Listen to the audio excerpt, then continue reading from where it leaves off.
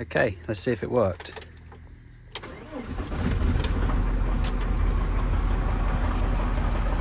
Hi guys, and welcome to a new video. This is a follow-on from last week's where we were looking at the compressed air system once more, and in that video I showed you how to replace the compressor cutout switch on a Mercedes Vario truck. So if you're also having similar issues with your compressor and it won't turn off, then you might want to check that video out. But in that video we did get to the bottom of it, and as you can see, it now shuts off and it does its 4-second purge to get rid of any moisture from the system. I then got my leak detection spray and went around the system looking for any leaks, and I found a few little leaks, so in this week's video we're going to be trying to sort those out. Ideally I'd like my air system to be completely sealed with no leaks at all so that it holds pressure overnight, because at the moment it drains out completely, and then every new day when you get in the truck you have to wait for the tanks to recharge completely, and that takes around 4 or 5 minutes, and it's not good for your compressor to be running unnecessarily. So let's get on with it and fix these leaks, but first of all we need to make sure we drain out the air from the tanks, and I'll show you a little bit later on in the video what could happen if you don't. This component here that's leaking from the top cap is known as a pressure limiting valve, and it's used to protect the components in the circuit by limiting the maximum pressure that's supplied to them. That circlip on the top's very rusty, so I just use a bit of penetrating fluid and my wire brush to try and clean that rust off and loosen it up. I then use my circlip pliers to try and ease it out. It does require a bit of gentle persuasion, and then eventually it comes off. With the circlip removed, I use a small flathead screwdriver to pry the cap off, and with the cap removed I can see why it's leaking. This is the O-ring here that's sealing that off, and it's covered in corrosion. So I'm going to be taking this pressure limiting valve off and giving it a good clean up and putting it back together, and then hopefully that should fix our leak. I start by removing the air lines from either side of the valve, and then I unbolted it from the truck. The bolts were really rusty and they felt like they were going to snap, so I just worked them in and out really slowly using some penetrating fluid in the threads, and then eventually I got the bolts out in one piece. That saved me a job. And with the valve removed you can see inside just how dirty it is. This is all aluminium corrosion by the looks of it, so I'm going to be giving this a thorough clean inside and out. I start off by cleaning up the bolts using my wire wheel in a drill, and then I'm going to give them a little paint up as well, just to protect the metal from going rusty again. I then clean up the valve body using some brake cleaner and a wire brush just to get in all the little nooks and crannies. I then get my pick tool and start cleaning off the aluminium oxide corrosion on there. This certainly looks to be the reason why our valve's leaking, so if I clean all this corrosion off and make it a nice smooth surface, change the O-ring, hopefully that'll fix our leak. There we go, that's much better. I've removed all the corrosion from in there, just scratching it away gradually, and then I've got a brand new O-ring to go in it. Next I take this little plastic part, and that goes on top of it with the numbers facing up, like that. I then take this piece which has got a metal side and a rubber side. The rubber side faces down on there like that. And then finally we refit the cap, but before we do that let's make sure it's nice and clean. I use my soft wire brush just to scratch off any of the surface corrosion and make sure it's nice and smooth around the sealing face. As with most plastic components, they degrade in time, especially when they're left in the sunshine, and being a flatbed this is exposed to the sun, and so mine was quite brittle in places and I wasn't very hopeful that this was going to work. As you can see here on the plastic cap, it's missing a little chunk out of each side of the cap. That's where I tried to pry it up with the screwdriver, and where the plastic's so brittle it just snapped off. So I'm not very hopeful this is going to work, but I thought this section of the video might be useful to you anyway, just in case you want to strip apart this component and rebuild it. At least now you know what you're walking into. It proved to be a little bit difficult getting the cap on with the O-ring inside the body, so I actually put the O-ring on the cap first and then put a little smear of grease around the O-ring to help ease it in, and then that way it fit much better. And once the cap's back on, I refit the circlip and make sure it sits in the groove nicely so that it's not going to pop off under pressure. Our clean painted bolts can go back in, and then I put a small amount of copper grease on the end of the bolts just in case this component's got to come off again in the future. The very near future, actually.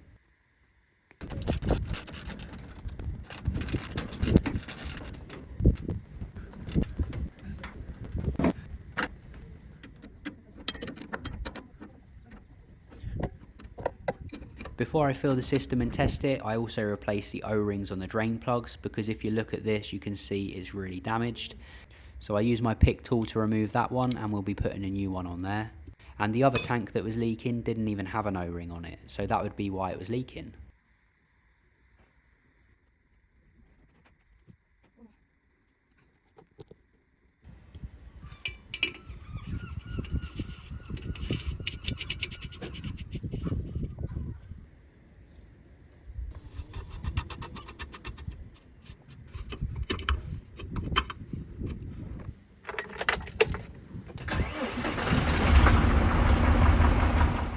With the system back up to pressure, I got my leak detection spray out, and look, it's still bloody leaking.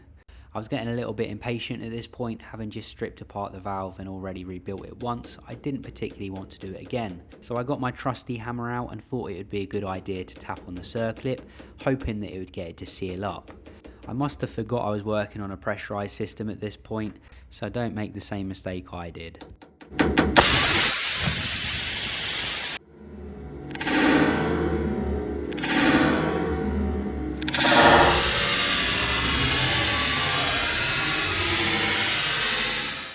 Wowzers, that was bloody scary and loud.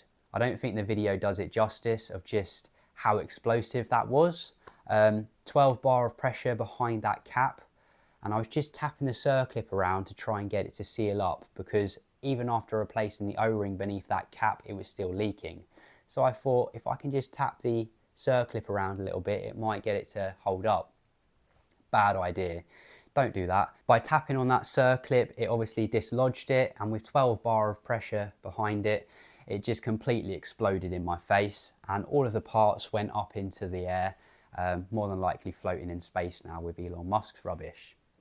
I did however manage to find the cap. That was at the top of the road, so quite impressive how far that got. In all honesty, I should have just bought a new one anyway because of the cap's damage, and that's the whole reason it was leaking. This plastic's degraded and it'll only get worse in time. So it's forced me to buy a brand new one, and here I have a replacement Wabco unit, the same part number.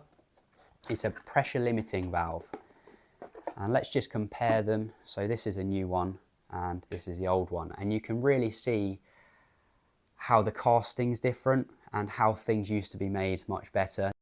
The one on the right was made in 1999 most likely, the year the truck was built, and you can see the casting on there. It's very clear, it's much better quality, it's a lot thicker aluminium and it actually feels heavier.